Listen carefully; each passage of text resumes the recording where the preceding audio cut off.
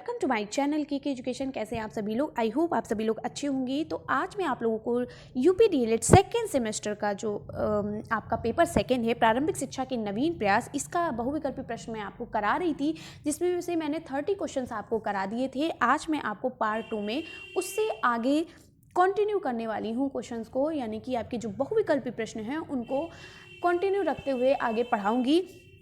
और ये जो मैं आपको बहुविकल्पी प्रश्न करा रही हूँ, ये सभी सीरीज़ का निचोड़ है, ये सभी सीरीज़ के हैं, चाहे वो आपकी राजन सीरीज़ हो, चाहे वो आपकी पवन सीरीज़ हो, दोनों सीरीज़ का मैं यहाँ पर सॉल्व करा रही हूँ। तो चलिए शुरू करते हैं क्वेश्चन नंबर 31 से, क्योंकि 30 मैं आपको करा चुकी हूँ, जिसमें से 31 से स्टार्ट करने वाली हूँ। ये 31 क्वेश्चन ये भी आपके लिए बहुत ही इंपॉर्टेंट है, और अगर आपने पिछली वीडियो नहीं देखी तो उसको भी जाकर देखिए। और अगर आप चैनल पर नए हैं तो चैनल को लाइक, सब्सक्राइब और शेयर करना बिल्कुल भी मत भूलिएगा। बेल आइकन को प्रेस कर लीजिए ताकि इसी तरीके की वीडियो आपको मिलती रहे। तो चलिए, स्क्रीन पर आपका पहला प्रश्न है, प्रश्न नंबर 31। डाइट का कार्य है, यानी डाइट हमारे लिए क्या कार्य करती है? बीटीसी प्रशिक्षण, सेवारत प्रशिक्षण, विशिष्ट बीटीसी प्रशिक्षण। यानी डाइट का काम क्या होता है? बीटीसी प्रशिक्षण, सेवारत प्रशिक्षण या विशिष्ट बीटीसी प्रशिक्षण या उपयुक्त सभी। तो ये सभी काम जो है डाइट के होते हैं। ठीक है, डाइट का काम क्या होता है? बीटीसी प्रशिक्षण में काम होता है, यानी बीटीसी के लोगों को यहाँ पर ट्रेनिंग दी जाती है, यहाँ पे उनको पढ़ाया जाता है। ठीक है, और टीचिंग करने के लिए जो भी सेवाएं होती हैं उनकी सुविधा दी जाती है, और अलग जितने भी बीटीसी कोर्स या प्रशिक्षण होते हैं उन पे ये कार्य करती है। तो डाइट का काम होता है ये सभी, उपरोक्त सभी। नेक्स्ट है, जिला परियोजना कार्यालय का उद्देश्य क्या है? तो जिला परियोजना कार्यालय का उद्देश्य जो है वो है शिक्षा के सार्वभौमिकरण के लक्ष्य को पूर्ण करना, यानी शिक्षा से रिलेटेड जितने भी एक्टिविटी हैं, जितने भी कार्य हैं, सभी को, उनके सभी लक्ष्य को पूरा करना। बीआरसी प्रशिक्षण, विद्यालय भवन का निर्माण करना और उपयुक्त सभी। तो यहाँ पर क्या है? उपयुक्त सभी, ये सभी कार्य होते हैं जिला परियोजना कार्यालय के।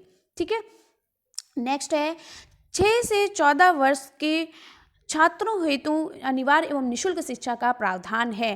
तो ये 6 से 14 वर्ष के जो छात्र होते हैं, यानी 6 से 14 वर्ग के जो छात्र हैं, या जो उनके लिए जो अनिवार्य और निःशुल्क शिक्षा है, ये किस धारा के अंतर्गत रखी गई थी, ये बात पूछी गई है। तो ये जो है ये धारा 45 के अंतर्गत रखी गई थी। ठीक है, नेक्स्ट है, शिक्षा बिना बोझ के संबंध है। बहुत ही इंपॉर्टेंट क्वेश्चन है ये, आपके 2016, 2019 पूछा गया है। ठीक है, 2016, 18, 19 लगातार पूछा गया है ये आपका क्वेश्चन।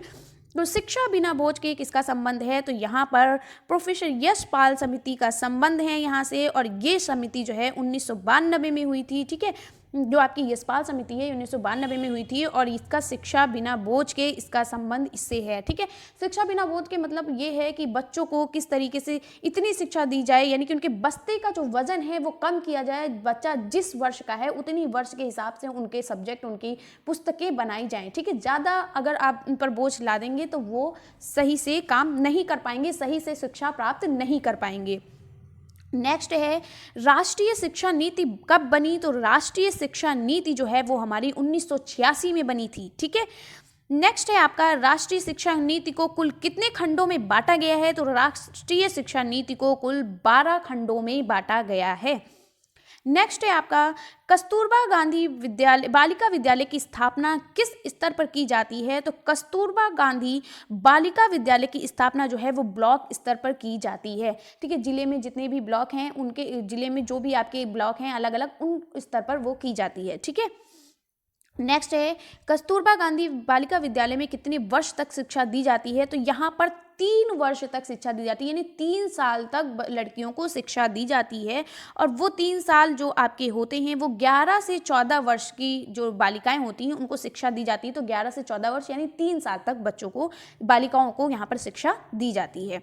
और अगर आपसे पूछ ले कि कितनी आयु की बालिकाओं को दी जाती है, तो 11 से 14 वर्ष की। ठीक है, अब देखो ये यहाँ पर दिया है, कस्तूरबा गांधी बालिका विद्यालय में बालिकाओं की आयु वर्ग है। ये देखिए वही प्रश्न फिर से पूछ लिया गया है। ऊपर पूछा गया है कि कितने वर्ष तक दी जाती है, यानी कितने साल तक बालिकाओं को शिक्षा दी जाती है, तो 3 साल तक दी जाती है। और नीचे पूछा गया है कि कितने आयु की, यानी कितने साल की लड़कियों को शिक्षा दी जाती है, बालिकाओं को शिक्षा दी जाती है, तो 11 से 14 वर्ष की बालिकाओं को शिक्षा दी जाती है। नेक्स्ट है कस्तूरबा गांधी विद्यालय बालिका विद्यालय की स्थापना किस प्रकार के ब्लॉक में की जाती है? शैक्षणिक रूप से पिछड़े या शैक्षणिक रूप से परिपूर्ण या दोनों या कोई नहीं?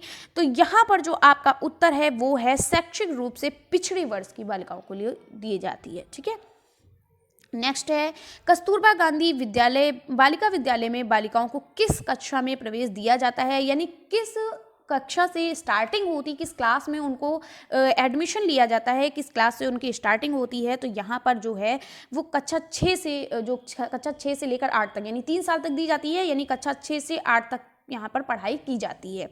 बालिकाओं को एडमिशन जो होता है, बालिका जो होती हैं वो 6 से 8 तक की क्लास में पढ़ती हैं, यानी कि उनकी 3 साल तक पढ़ती हैं, कक्षा 6, 7, 8। ठीक है, और कितने वर्ष की लड़कियां होती हैं? 11 से 14 वर्ष की। ठीक, नेक्स्ट है कस्तूरबा गांधी बालिका विद्यालय में बालिकाओं को शिक्षा किन किन कक्षाओं में दी जाती है? तो कक्षा 6, 7, 8 में दी जाती है। किस में दी जाती है? कक्षा 6, 7, 8 में, यानी कक्षा 6 से उनका एडमिशन होता है और 8 तक पढ़ाई करती हैं। नेक्स्ट है ग्राम शिक्षा समिति का अध्यक्ष होता है, तो ग्राम शिक्षा समिति का अध्यक्ष कौन होता है? ग्राम शिक्षा समिति का अध्यक्ष जो है वो ग्राम प्रधान होता है। ठीक है, नेक्स्ट है ग्राम शिक्षा समिति का सचिव कौन होता है? देखिए कंफ्यूज मत होइएगा, यहाँ पर अध्यक्ष पूछा है और यहाँ पर सचिव पूछा है। ठीक है, तो अध्यक्ष और सचिव में कंफ्यूजन मत करिएगा, कंफ्यूज मत होइएगा। ग्राम शिक्षा समिति का अध्यक्ष पूछता है तो ग्राम प्रधान उत्तर होगा, और अगर इसका सचिव पूछता है तो वो होगा प्रधानाध्यापक, यानी जो प्रिंसिपल होते हैं स्कूल के वो। ठीक है, नेक्स्ट है आपका जो प्रिंसिपल स्कूल के होते हैं वो होते हैं। ठीक है, नेक्स्ट है ग्राम शिक्षा समिति में कितने अभिभावक होते हैं? तो ग्राम शिक्षा समिति में 3 अभिभावक होते हैं। ठीक है, 3 अभिभावक में जिसमें से एक जो है होती है माता, यानी कि एक जो है यहाँ पर क्या होती है महिला होती है, और 2 जो पुरुष होते हैं। और यहाँ पर क्या होता है, अगर पूछ लेता कि ग्राम शिक्षा समिति में कुल कितने सदस्य होते हैं तो आप 5 बताएंगे, क्योंकि जिसमें से एक महिला होती है, 2 पुरुष होते हैं, यानी 3 जो है अभिभावक होते हैं, और एक आपका जो होते हैं वो आपके सचिव होते हैं, यानी प्रधानाध्यापक होते हैं, और एक आपके अध्यक्ष होता है। ठीक है, तो 45 ग्राम शिक्षा समिति में कितने अभिभावक होते हैं? 3 होते हैं। ठीक है, जिसमें से एक महिला होती है और 2 पुरुष होते हैं। ठीक है, कभी कभी ऐसे भी पूछ लिया जाता है। देखिए नीचे दिया गया है ग्राम शिक्षा समिति में कुल कितने सदस्य होते हैं, तो कुल सदस्य की यहाँ पर संख्या पूछी गई तो आप 5 कहेंगे। कौन कौन से? अभी मैंने आपको बताया, जिसमें से 2 पुरुष होते हैं, एक महिला होती है, यानी कि 3 अभिभावक होते हैं, एक सचिव होता है और एक कौन होते हैं? अध्यक्ष होते हैं। नेक्स्ट है ग्राम शिक्षा समिति में कितने महिला अभिभावकों का होना आवश्यक है? देखिए बार बार मैं बता रही हूँ, इस तरीके के क्वेश्चन ये बहुत ही इंपॉर्टेंट है, इसको स्किप मत करिएगा, पूरी वीडियो देखिएगा, वीडियो बहुत ही इंपॉर्टेंट है। एक भी क्वेश्चन स्किप किया तो आपके मार्क्स कट जाएंगे, आप वहाँ पर कंफ्यूज हो जाओगे, नहीं लिख पाओगे। ठीक है, तो ग्राम शिक्षा समिति में कितने महिला अभिभावकों का होना जरूरी है? तो एक महिला अभिभावक। ठीक है, एक महिला अभिभावक होती है, 2 पुरुष होते हैं, एक सचिव होता है और एक आपका ग्राम अध्यक्ष होता है। ठीक है, याद रखिएगा। नेक्स्ट है ग्राम शिक्षा समिति का गठन किस धारा के अंतर्गत आता है? तो ग्राम शिक्षा समिति का गठन जो है धारा 12 के अंतर्गत आता है। ठीक है, नेक्स्ट है ग्राम शिक्षा समिति का गठन किस वर्ष किया गया? तो इसका जो गठन है वो वर्ष 2000 में किया गया था। ठीक है, नेक्स्ट है उत्तर प्रदेश बेसिक शिक्षा परिषद का गठन किस वर्ष हुआ? तो उत्तर प्रदेश बेसिक शिक्षा परिषद का गठन जो है वो आपका हुआ था 1972 में। ठीक है, नेक्स्ट है बीआरसी समन्वयक या सह समन्वयक अपने विकास क्षेत्र की न्याय पंचायत के अंतर्गत आने वाले विद्यालयों का माह में कितनी बार निरीक्षण करते हैं, यानी माह में कितनी बार जांच करते हैं? तो माह में वो 2 बार जांच करते हैं। ठीक है, नेक्स्ट है आपका एनपीआरसी के प्रमुख को कहते हैं, एनपीआरसी का मतलब है न्याय पंचायत संसाधक केंद्र। ठीक है, तो न्याय पंचायत संसाधन केंद्र के जो प्रमुख हैं वो कौन होते हैं? वो संकुल प्रभारी होते हैं। ठीक है, नेक्स्ट है एनपीआरसी समन्वयक अपने क्षेत्र के विद्यालयों का निरीक्षक प्रत्येक माह में कितनी बार करते हैं? तो ये प्रत्येक माह में 2 बार करते हैं, यानी महीने में 2 बार क्या करते हैं? जांच करते हैं। नेक्स्ट है राज्य परियोजना कार्यालय कहाँ पर स्थित है? तो राज्य परियोजना कार्यालय जो है वो आपका कहाँ स्थित है? तो राज्य परियोजना कार्यालय आपका लखनऊ में स्थित है। ठीक है, नेक्स्ट है राज्य विज्ञान शिक्षा संस्थान है, तो राज्य विज्ञान शिक्षा संस्थान जो आपका है वो इलाहाबाद में यानी कि प्रयागराज में स्थित है। नेक्स्ट है राजश्री टंडन मुक्त विश्वविद्यालय का गठन किस वर्ष हुआ था, तो राजश्री टंडन मुक्त विद्यालय का गठन जो है वो 1999 में हुआ था। ठीक है। नेक्स्ट है सीमेंट कहाँ है, तो सीमेंट जो है, सॉरी सीमेंट कह रहे सीमेंट कहाँ है, तो सीमेंट जो आपका है वो इलाहाबाद में स्थित है यानी कि प्रयागराज में स्थित है। नेक्स्ट है एनसीईआरटी का गठन किस वर्ष हुआ था, तो एनसीईआरटी का गठन जो है वो हमारा 1961 में हुआ था, और अगर एससीईआरटी का गठन पूछता है तो 1981 में हुआ। ठीक है। फिर क्या है राज्य शिक्षा संस्थान की स्थापना किस वर्ष की गई, यानी कि एससीईआरटी की स्थापना किस साल हुई थी, तो एससीईआरटी की स्थापना 1900 यहाँ पर दिया नहीं गया है, 1981 में हुई थी। ठीक है, यहाँ पे ऑप्शन गलत है तो 1981 कर लीजिएगा, और एनसीईआरटी की स्थापना 1961 में हुई थी। ठीक है, एनसीईआरटी की स्थापना 1961 में हुई थी और एससीईआरटी की स्थापना 1981 में हुई थी। ठीक है। नेक्स्ट है एनसीटीई यानी राष्ट्रीय अध्यापक शिक्षा परिषद का गठन किया गया, तो राष्ट्रीय शिक्षा परिषद का जो गठन है वो कब किया गया था, वो हमारा हुआ था एक सेकेंड, वो हमारा हुआ था 1995 में। ठीक है, कब हुआ था, 1995 में। ठीक है, यहाँ पर एक बार फिर से कर लीजिएगा, जो एनसीईआरटी की स्थापना जो 1981 में हुई थी और एससीईआरटी की स्थापना 1961 में हुई थी, और एसईआरटी की स्थापना 1981 में हुई थी। सही है। नेक्स्ट है कस्तूरबा गांधी विद्यालय बालिका विद्यालय में प्रवेश लेकर किस कक्षा तक शिक्षा दी जाती है, तो कस्तूरबा गांधी बालिका विद्यालय में प्रवेश लेकर कक्षा 6 से 8 तक के बच्चों को यानी बालिकाओं को शिक्षा दी जाती है। यहाँ पर 8 लिखा है, ये सही है आपका। ठीक है, अगर कक्षा 6 से 8 दिया है तो भी सही है और 8 लिखा है तो भी सही है। नेक्स्ट है सब पढ़ें सब बढ़े किसका उद्देश्य है, तो ये सर्व शिक्षा अभियान का उद्देश्य है कि सब पढ़ें सब बढ़ें।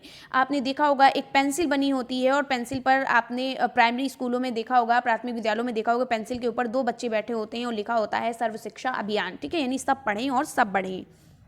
नेक्स्ट है मानवीय संसाधन नहीं है, तो मानवीय संसाधन क्या नहीं है, बालक जो है वो मानवीय संसाधन नहीं है। बालक, शिक्षक, प्रधानाध्यापक, श्यामपट्ट मानवीय संसाधन नहीं है। क्यों? क्योंकि भाई यहाँ पर मानवीय संसाधन क्या है, यहाँ पर मानवीय संसाधन नहीं है पूछा गया, यानी मानव कौन सा संसाधन है, तो बालक भी है, शिक्षक भी है, प्रधानाध्यापक दोनों मानव हैं, तीनों मानव हैं, लेकिन यहाँ पर क्या है, श्यामपट्ट मानवीय संसाधन नहीं है। नेक्स्ट है नगर शिक्षा संसाधन केंद्र जो कि नगर के क्षेत्र के लिए है, ये किसका संक्षिप्त रूप है, बीआरसी का है या फिर ये यूआरसी का है या दोनों का है या कोई नहीं, तो ये जो नगर शिक्षा संसाधन केंद्र जो कि नगर क्षेत्र के लिए है ये यूआरसी का है। ठीक है। नेक्स्ट है स्वतंत्रता के बाद भारत की साक्षरता दर कैसी रही, बढ़ी है या घटी है या स्थिर है या इनमें से कोई नहीं है, तो स्वतंत्रता के बाद भारत की साक्षरता जो है वो बढ़ी है। ठीक है। नेक्स्ट है 67 क्वेश्चन नंबर है एनसीएफटीई में 10+2 के बाद कितने वर्ष के प्रशिक्षण की चर्चा है, तो यहाँ पर जो है वो चर्चा है 4 या 5 वर्ष की। ठीक है।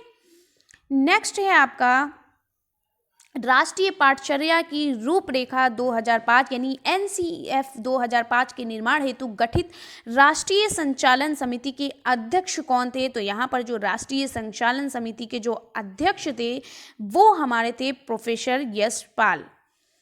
नेक्स्ट है राष्ट्रीय पाठचर्या की रूपरेखा 2005 कितने अध्याय में विभक्त है, यानी कि एनसीएफ 2005 कितने अध्याय में विभक्त है ये पूछा गया है, तो ये हमारे 5 अध्याय में विभक्त है। प्रथम अध्याय का शीर्षक है परिप्रेक्ष्य, सीखना और ज्ञान, विद्यालय और कक्षा का वातावरण या व्यवस्थागत सुधार। तो परिप्रेक्ष्य होता है यानी अपने आसपास का माहौल। प्रथम अध्याय का शीर्षक क्या होता है, अपने आसपास का माहौल। बच्चा सबसे पहले अपने आसपास के माहौल से सीखता है।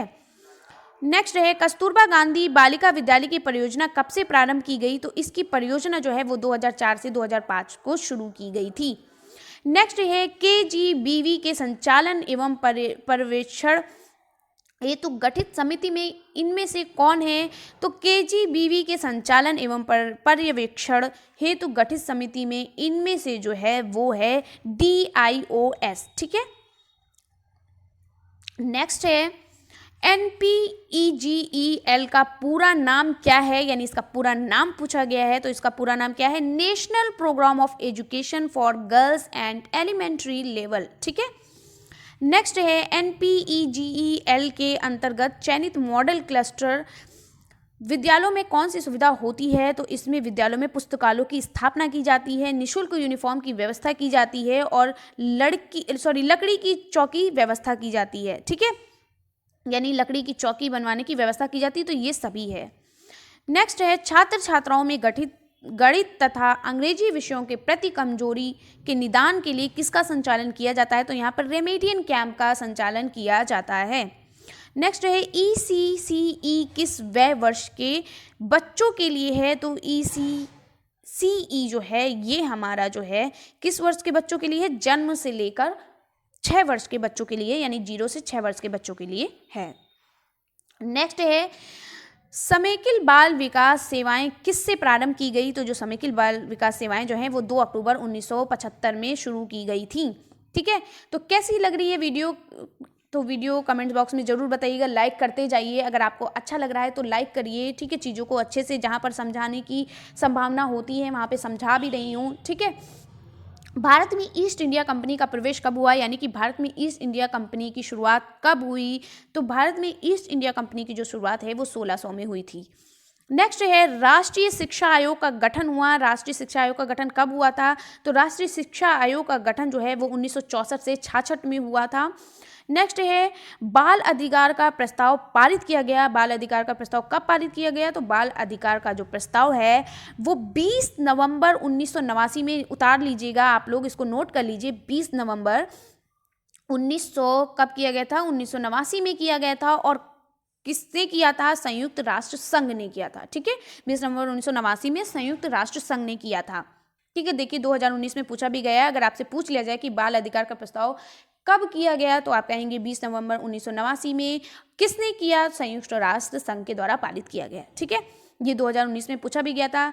तो कैसी लगी वीडियो कमेंट्स बॉक्स में जरूर बताइएगा। अगर वीडियो अच्छी लगी तो प्यारा सा लाइक करिएगा और वीडियो को ज़्यादा से ज़्यादा शेयर करिएगा। और अब आपके पेपर स्टार्ट होने वाले हैं, दिसंबर भी आपका आ गया है, आप लोग पढ़ाई करना स्टार्ट कर दीजिए। तो कैसी लगी वीडियो कमेंट्स बॉक्स में ज़रूर बताइएगा। इसी तरीके से मिलते हैं, अभी कुछ क्वेश्चंस आपके बाकी भी रह गए हैं जिनको मैं कवर करा दूंगी नेक्स्ट वीडियो में। और कैसी लगी वीडियो ये ज़रूर कमेंट बॉक्स में बताइएगा। और मिलते हैं, और वीडियो को पूरा देखने के लिए आप लोगों का बहुत बहुत धन्यवाद। फिर मिलते हैं इसी तरीके से नेक्स्ट वीडियो में, तब तक के लिए बाय बाय, टेक केयर।